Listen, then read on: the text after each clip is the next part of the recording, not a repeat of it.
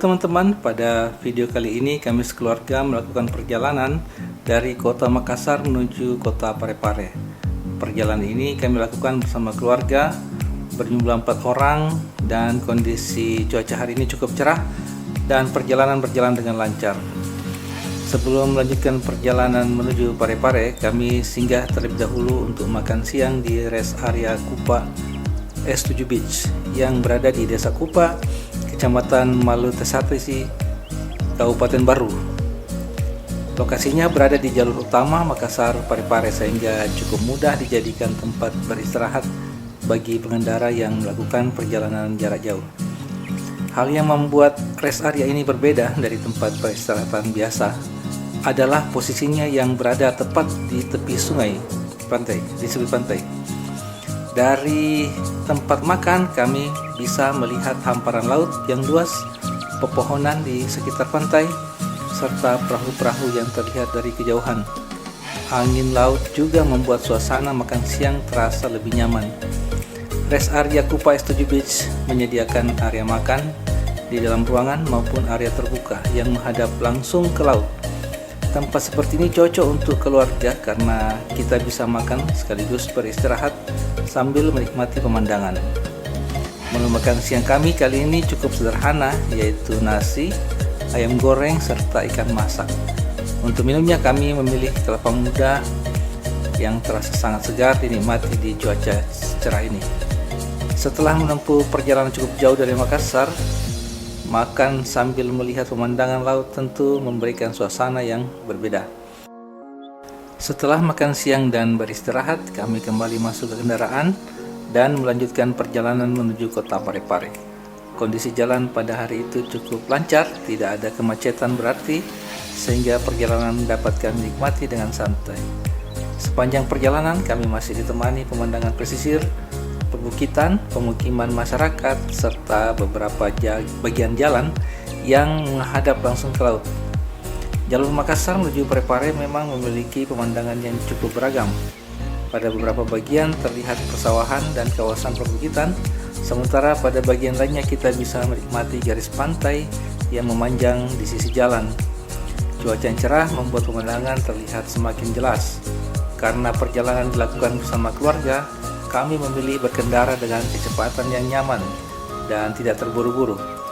Keselamatan tetap menjadi hal yang paling penting, terutama ketika melewati kendaraan besar atau bagian jalan yang cukup padat.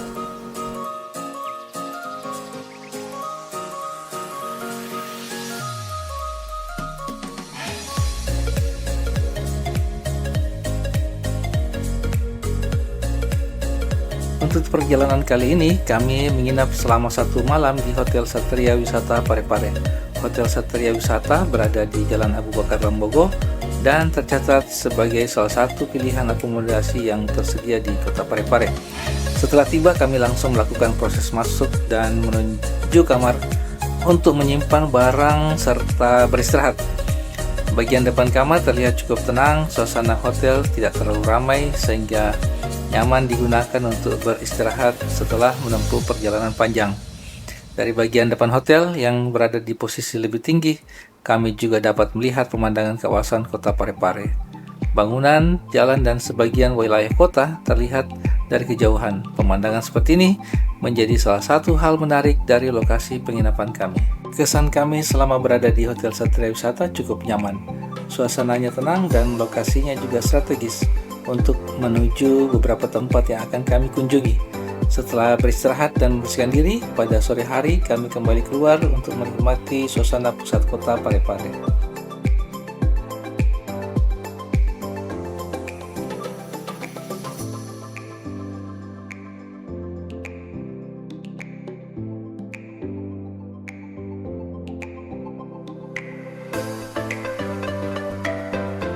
Pada sore hari kami tiba di kawasan lapangan Andi Makassau, salah satu ruang terbuka dan pusat kegiatan masyarakat di kota Parepare. Lapangan ini berada di bagian pusat kota dan dikenal sebagai tempat masyarakat melakukan aktivitas olahraga, wisata, kuliner, permainan anak, serta berbagai acara publik. Di kawasan yang sama juga terdapat monumen cinta sejati Habibie Ainun. Saat kami datang, kebetulan sedang berlangsung sebuah acara masyarakat. Suasana di sekitar lapangan terlihat sangat ramai. Banyak warga datang bersama keluarga, teman maupun anak-anak untuk melihat kegiatan dan menikmati suasana sore. Di sepanjang bagian luar lapangan terdapat banyak pedagang kaki lima. Ada yang menjual makanan berat, jajanan, minuman dingin, kopi, pakaian, mainan anak-anak, hingga berbagai jenis oleh-oleh. Aroma makanan dari para pedagang membuat suasana di sekitar lapangan terasa semakin hidup. Ada makanan yang langsung dimasak di tempat, jajanan yang siap dibawa, serta minuman segar yang cocok dinikmati sambil berjalan. Anak-anak biasanya lebih tertarik melihat penjual mainan dan area permainan, sementara orang dewasa bisa berjalan santai, membeli makanan, atau duduk sambil menikmati keramaian. Lapangan Nadiem Makassau memang menjadi salah satu titik pertemuan masyarakat Parepare. Pada pagi hingga sore hari kawasan ini sering digunakan untuk olahraga, termasuk jalan kaki. Kami berjalan perlahan mengelilingi kawasan sambil melihat berbagai jenis dagangan. Bagi wisatawan yang baru pertama kali berkunjung, perjalanan mengelilingi lapangan juga menjadi cara sederhana untuk melihat kehidupan masyarakat Parepare dari dekat. Tempat ini bukan kawasan wisata yang hanya dibuat untuk pengunjung dari luar kota. Lapangan Nadiem Makassau juga benar-benar digunakan oleh masyarakat setempat untuk berolahraga, berkumpul, mengikuti kegiatan, berjualan, main bola, dan lain-lain. Pemerintah Kota Parepare juga menggunakan lapangan ini untuk berbagai jenis kegiatan besar seperti upacara, jalan santai, pertunjukan, konser, dan perayaan masyarakat. Ketentuan daerah bahkan mengatur penggunaan lapangan untuk kegiatan umum, panggung, konser, dan area permainan anak. Nama Andi Makassau sendiri mengabadikan salah satu tokoh perjuangan dari wilayah Ajata Pareng. Andi Makassau Parendrengi dikenal sebagai Datu Supa dan tokoh yang mendukung perjuangan kemerdekaan Indonesia di wilayah Parepare, Pindrang, Sidrap, Barlu, dan Endrekang. Namanya kemudian digunakan pada berbagai fasilitas publik di Parepare sebagai bentuk penghormatan terhadap perjuangannya. Keberadaan pedagang kaki lima membuat kawasan ini terasa lebih lengkap. Pengunjung tidak hanya datang untuk melihat acara, tetapi juga dapat makan, berbelanja, dan menikmati suasana kota dalam satu tempat. Aktivitas pedagang di lapangan Nadiem Makassau juga menjadi bagian dari kehidupan ekonomi masyarakat sekitar.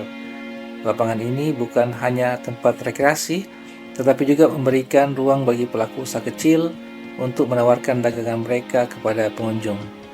Semakin sore, jumlah pengunjung terlihat semakin bertambah.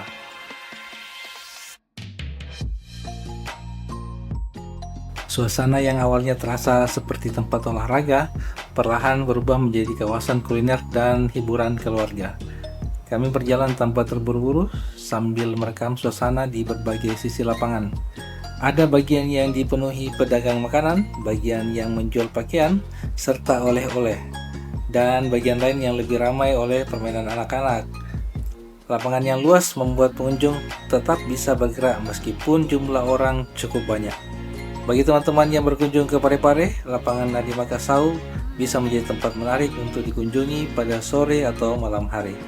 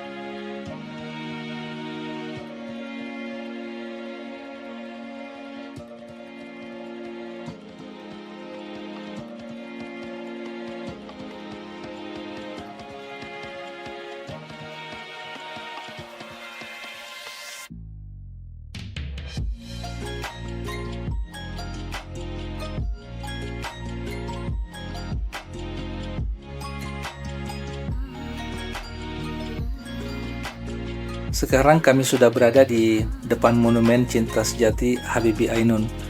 Monumen ini terletak di salah satu sudut lapangan Andi Makassau dan menampilkan patung B.J. Habibie bersama istrinya Hasri Ainun Habibie. Saat kami datang, suasana di sekitar monumen cukup ramai. Banyak pengunjung berhenti untuk melihat patung, mengambil video, serta berfoto bersama teman-teman dan komunitasnya. Kami pun ikut menunggu giliran untuk mendapatkan posisi foto yang cukup jelas. Monumen ini diresmikan langsung oleh B.J. Habibie pada 12 Mei 2015. Tanggal tersebut bertepatan dengan ulang tahun pernikahan Habibie dan Ainun yang ke-53. Kisah Habibie dan Ainun dikenal sebagai salah satu kisah cinta yang sangat menginspirasi masyarakat Indonesia. Keduanya menjalani kehidupan bersama sejak menikah pada tahun 1962. Ainun mendampingi Habibie dalam perjalanan pendidikan, pekerjaan, hingga ketika beliau menjalankan tugas sebagai Presiden Republik Indonesia. Monumen ini bukan hanya mengenang hubungan antara suami dan istri. Bagi masyarakat Parepare, monumen tersebut juga menjadi bentuk penghormatan kepada B.J. Habibie sebagai putra kelahiran Parepare, ilmuwan, tokoh teknologi, serta Presiden ketiga Republik Indonesia. Patung Habibie dan Ainun berdiri berdampingan, menggambarkan kedekatan serta kesetiaan keduanya. Karena itulah monumen ini diberi nama Cinta Sejati dan sekarang menjadi salah satu ikon wisata kota Parepare. Kami mengakhiri perjalanan hari ini dengan mengambil beberapa foto bersama di depan monumen. Perjalanan dari Makassar menuju Parepare ini memberikan pengalaman yang cukup lengkap. Terima kasih teman-teman sudah mengikuti perjalanan wisata keluarga kami dari Makassar menuju Baru dan Parepare. Sampai bertemu lagi pada perjalanan berikutnya.